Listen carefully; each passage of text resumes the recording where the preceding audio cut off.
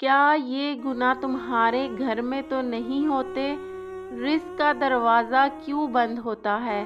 حضرت علی رضی اللہ تعالی عنہ نے فرمایا، بسم اللہ الرحمن الرحیم۔ ایک دفعہ حضرت علی رضی اللہ تعالی عنہ کی بارگاہ میں ایک شخص حاضر ہو کر کہنے لگا، یا علی رضی اللہ تعالی عنہ، دنیا میں کچھ لوگ دیکھنے کو ایسے بھی ملے ہیں جو امیر خاندان میں پیدا ہوئے، جب ان کا وصال ہوا تو اس وقت بھی وہ امیر ہی تھے، ان سے کبھی بھی رزق ختم ہی نہیں ہوا۔ لیکن اس کے ساتھ ساتھ دنیا میں ایسے لوگ بھی پائے جاتے ہیں جو چند عرصے کے لیے امیر ہوتے ہیں، لیکن بعد میں پھر وہ غریب ہو جاتے ہیں، رزق ان لوگوں سے چھین لیا جاتا ہے۔ اس شخص نے پوچھا، یا علی رضی اللہ تعالی عنہ، وہ کون سے ایسے گناہ ہیں جو رزق میں کمی لاتے ہیں، اس کو ختم کر دیتے ہیں؟ حضرت علی رضی اللہ تعالی عنہ نے فرمایا، اے انسان، 5 ایسے گناہ ہیں جن کو کرنے سے انسان کا رزق ختم ہو جاتا ہے، اس کے رزق میں آہستہ آہستہ کمی آنا شروع ہو جاتی ہے۔ اس شخص نے پوچھا، یا علی رضی اللہ تعالی عنہ، وہ 5 گناہ کون کون سے ہیں؟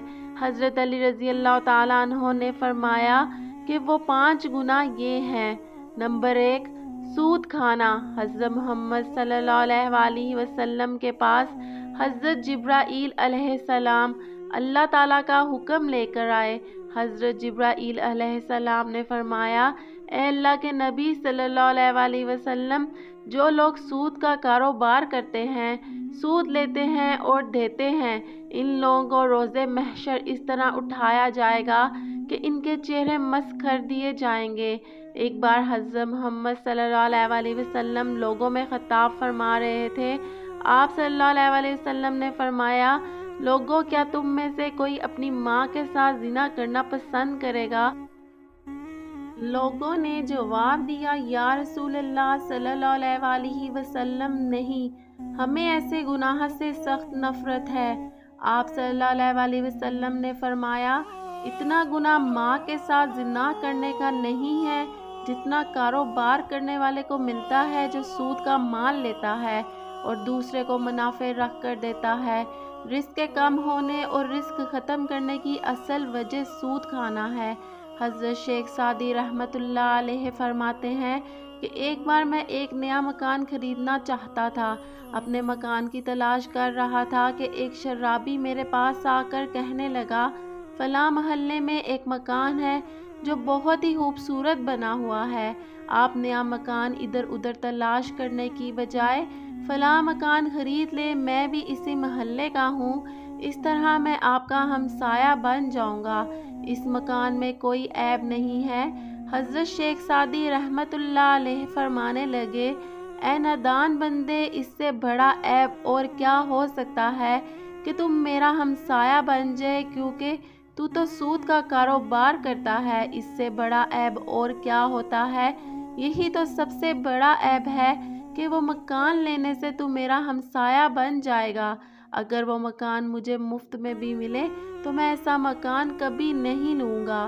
حضرت شیخ سعدی رحمۃ اللہ علیہ نے فرمایا کہ تیرے مرنے کے بعد اس مکان کی قیمت 10 گنا سے بھی زیادہ بڑھ جائے گی۔ نمبر 2، حضرت علی رضی اللہ تعالی عنہ نے فرمایا کہ دوسرا سب سے بڑا گناہ یہ ہے کہ تم کسی نیک اور پرہیزگار عورت پر الزام لگاؤ، تہمت لگاؤ۔ اللہ تعالیٰ تمہارے بارے میں فرماتا ہے کہ جو لوگ نیک عورتوں پر تہمت لگاتے ہیں، وہ عورت جو ہر وقت میری رحمت کی آغوش میں رہتی ہے، جس پر ہر گھڑی میری رحمت کی بارش برستی ہے، نماز ادا کرتی ہے، بابردہ ہے، متقی پرہیزگار ہے، جو لوگ ایسی عورت پر تہمت لگاتے ہیں، مجھے قسم ہے اپنی عزت کی، میں اس وقت تک ان لوگوں کو معاف نہیں کروں گا جب تک وہ نیک عورتیں ان کو معاف نہیں کریں گی جن پر انہوں نے تہمت لگائی تھی۔ جس طرح ماں اپنی اولاد کے خلاف ایک لفظ بھی سننا پسند نہیں کرتی، اللہ تعالیٰ بھی اپنے نیک بندوں کے خلاف ایک لفظ بھی سننا پسند نہیں کرتے۔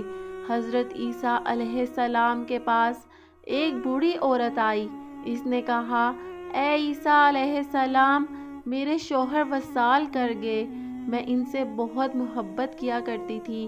اب ہر روز میرا شوہر میرے خواب میں آتا ہے، میرے خواب میں آ کر مجھے کہتا ہے کہ میری قبر پر آ کر میری قبر کو کھود کر دیکھو۔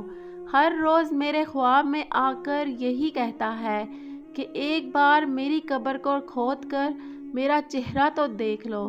حضرت عیسیٰ علیہ السلام، بہت ہی دور سے چل کر آئی ہوں، مسئلہ آپ کے پاس لے کر آئی ہوں۔ حضرت عیسیٰ علیہ السلام نے کہا کہ آؤ میں بھی آپ کے ساتھ آپ کے شوہر کی قبر کھودنے کے لیے جاتا ہوں۔ وہ دونوں اس قبرستان پہنچ گئے جہاں اس بڑھیا کے شوہر کی قبر تھی۔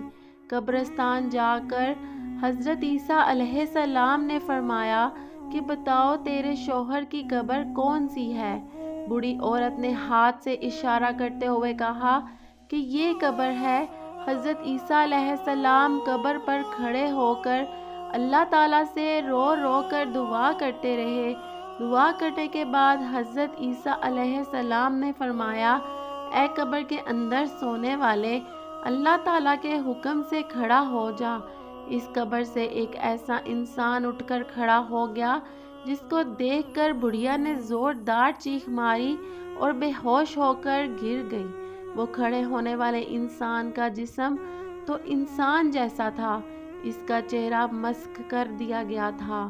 جب تھوڑی دیر کے بعد بڑھیا کو ہوش آیا، اس وقت حضرت عیسیٰ علیہ السلام نے اس زندہ ہونے والے انسان سے دریافت کیا کہ کیا تو دنیا میں ایسا کون سا گناہ کرتا تھا جس کام کے بدلے تجھ کو اتنی بڑی سزا کا سامنا کرنا پڑ رہا ہے؟ اس نے جواب دیا، حضرت عیسیٰ علیہ السلام، مجھ سے گناہ ہو گیا تھا جس کی وجہ سے میرا چہرہ بگاڑ دیا گیا۔ حضرت عیسیٰ علیہ السلام نے پوچھا کہ کون سا گناہ کی وجہ سے تیرا یہ حال ہوا ہے؟ اس قبر میں کھڑے ہوئے انسان نے کہا کہ میں نیک اور پرہیزگار عورتوں پر تہمت لگا کر ان کا استعمال کیا کرتا تھا، جس کی وجہ سے مجھے سزا بھگتنا پڑ رہی ہے۔ روز محشر بھی ان لوگوں کے ساتھ اٹھایا جاؤں گا جن کے چہرے مسخ کر دیے گئے ہیں۔ نمبر 3، حضرت علی رضی اللہ تعالیٰ عنہ نے فرمایا کہ اللہ تعالیٰ کو کسی کا شریک ٹھہرانا بہت بڑا گناہ ہے۔ اللہ تعالیٰ کے ساتھ کسی کو شریک مت ٹھہراؤ، شرک مت کرو۔ روز محشر اللہ تعالیٰ ہر گناہ کو معاف کر سکتا ہے، لیکن شرک کی کوئی بھی معافی نہیں ہے۔ نمبر 4، حضرت علی رضی اللہ تعالیٰ عنہ نے فرمایا کہ چوتھا گناہ کسی پر جادو کرنا ہے، کسی کا جینا حرام کرنے کے لیے، کسی کی خوشیوں کو چھیننے کے لیے اس پر جادو کرنا کہ اس کے پاس فلاں رزق کیوں ہے، اس کو جادو کے ذریعے ختم کر دیتا ہوں۔